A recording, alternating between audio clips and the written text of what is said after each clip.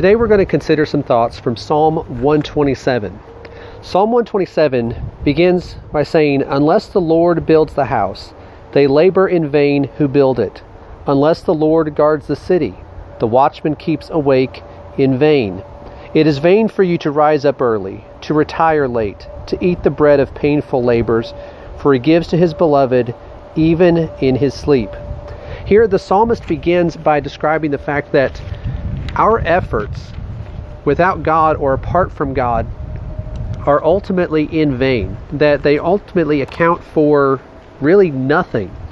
That we might see others get ahead in this life who have rejected God, and we might see them doing well for themselves, but ultimately all of that is meaningless, that it is vain to pursue those things.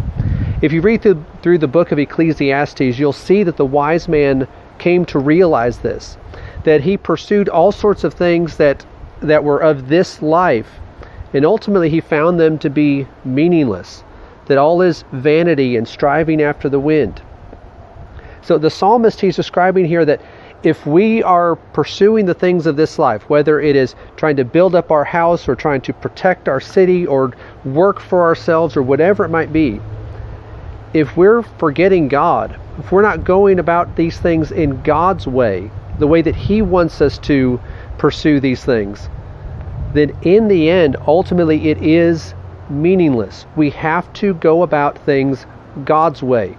And then he goes on and talks about a perspective that we are to have as we understand God and who He is and how He blesses us and the purpose that we have here. He talks about the home, and in particular, children. He says in verse 3, "Behold, children are a gift of the Lord, and the fruit of the womb is a reward. Like arrows in the hand of a warrior, so are the children of one's youth. How blessed is the man whose quiver is full of them. They will not be ashamed when they speak with their enemies in the gate." Here you have the idea of children being a blessing, that a lot of people today have a different concept about children, that they see children as being a burden and something that restricts them from being able to do what they want to do and accomplish what they want to accomplish and be fulfilled in their own life. Our perspective needs to be that children are a gift from the Lord, that it is a blessing that comes from Him. And whether we are blessed with one child or many children, they are blessings and gifts from the Lord.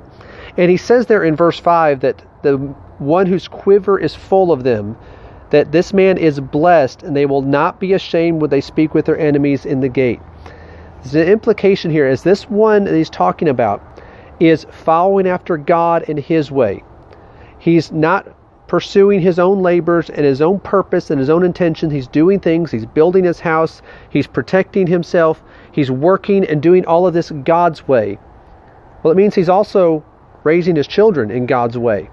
And when he confronts those who would oppose him, those who would be his enemies, if he's raising his children the way God wants him to raise them, those children are also going to be following the Lord. They're also going to be good and upright as He is striving to be. And so there's not going to be an accusation. There's not going to be a way for his enemy to point out some flaw or fault in him. He won't have any reason to be ashamed because he's demonstrated his character in the way that he has raised his children. And so we look at these things that the psalmist writes about. Don't forget God in everything that you do. Pursue things God's way. Be mindful of Him. And when it comes to our homes, again, do things God's way. Recognize the children, if we are blessed to have children, that they are a gift from God. Raise them in the Lord. And if we will do that, no matter what the world says about us, we will have no reason to be ashamed.